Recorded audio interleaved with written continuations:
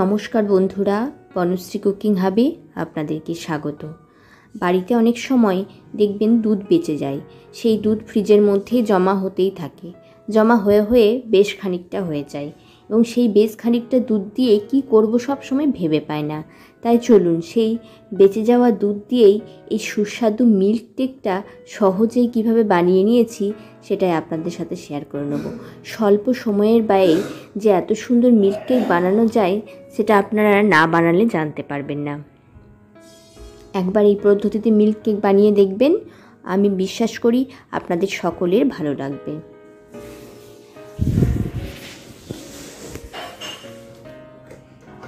এখানে আমি 1.5 লিটার পরিমাণ দুধ নিয়ে নিয়েছি আর তার সাথে নিয়ে নেব বেশ 1 কাপ পরিমাণ মিল্ক পাউডার। সেটাকে সুন্দরভাবে মিশিয়ে নিতে হবে। দুধটা অবশ্যই ঘন হলে বেশ ভালো হয়।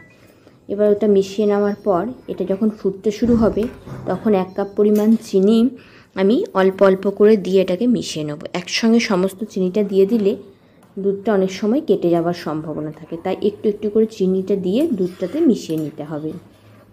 এখানে আমি 1.5 লিটার পরিমাণ দুধে 1 কাপ গুঁড়ো দুধ এবং 1 কাপ চিনি ব্যবহার করেছি।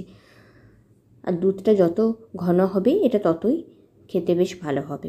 মিল্কটা বেশক্ষণ ধরে ফুটিয়ে এটাকে একদম ঘন করে নিতে হবে। একটু সময় লাগলেও এটা বানানো বেশ সহজ। এরপর 1 টেবিল চামচ পরিমাণ, যখন একটু ঘন হয়ে আসবে তখন 1 টেবিল চামচ পরিমাণ দই এখানে আমি মিশিয়ে দিয়েছি। দইটা দেওয়ার সঙ্গে সঙ্গে গ্যাসের ফ্লেমটাকে মিডিয়াম করে ভালোভাবে মিশিয়ে নিতে হবে।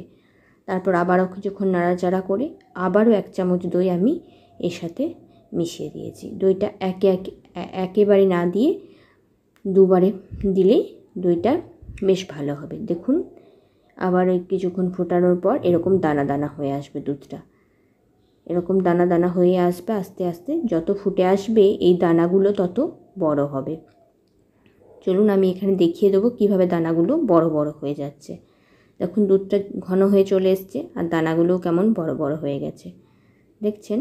ঠিক এরকম হয়ে আসবে, একটু বড় বড় হয়ে আসবে। আর দুধটা যত ঘন হবে তত অনবরত এটাকে নাড়িয়ে যেতে হবে।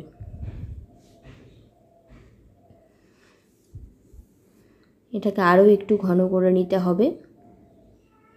যতক্ষণে দুধটা ঘন হচ্ছে ততক্ষণ আমি একটা টিফিন বক্স রেডি করে নিচ্ছি। টিফিন বক্সটার মধ্যে সামান্য একটু ঘি ব্রাশ করে নিয়েছি যাতে এই কেকটা ডিমোল্ড করতে সুবিধা হয়।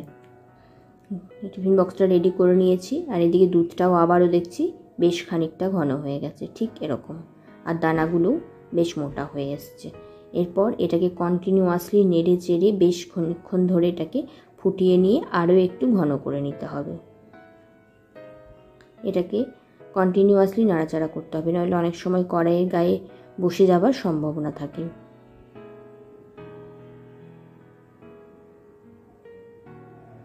ঠিক এরকম কালারটাও দেখবেন হালকা চেঞ্জ হয়ে আসবে আর এরকম ঘন হয়ে আসবে। দেখুন আরও খানিকটা ঘন হয়ে গেছে।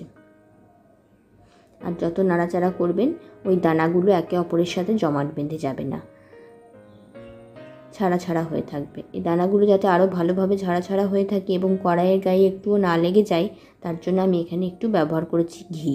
আর এই ঘিয়ের স্মেলটাই কেকটাকে খুব সুন্দর একটা স্বাদ এনে দেবে।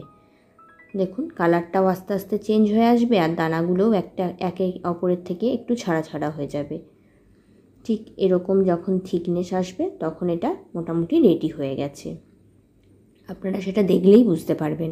এরপর সঙ্গে সঙ্গে ওই টিফিন বক্সের মধ্যে ঢেলে দিতে হবে। টিফিন বক্সের মধ্যে ঢেলে দিয়ে এটাকে একটু সেট করে নিতে হবে। ঠিক এইভাবে একটু সেট করে নিলেই এটা রেডি হয়ে যাবে। খুব সহজ পদ্ধতিতেই বানানো দেখিয়েছি, এইভাবে একবার বানিয়ে দেখার অনুরোধ রইল।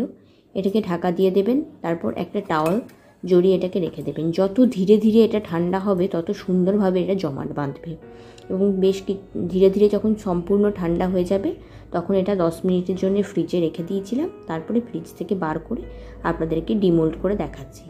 দেখুন এটা কত সহজেই ডিমোল্ড হয়ে যাবে এবং কত সুন্দর এটা দেখতেও হয়েছে। আর খেতের স্বাদ কী যে অনবদ্য হয় সেটা আপনারা এই বানানোর প্রসেসটা দেখলেই বুঝতে পারবেন। অবশ্যই এই পদ্ধতিতে একবার মিল্ক কেক বাড়িতে বানিয়ে দেখার আপনাদেরকে অনুরোধ রইল। আমি বিশ্বাস করি এই মিল্ক কেক একবার বানালে আপনারা আবারও বানাতে চাইবেন। নমস্কার বন্ধুরা, ভালো থাকবেন।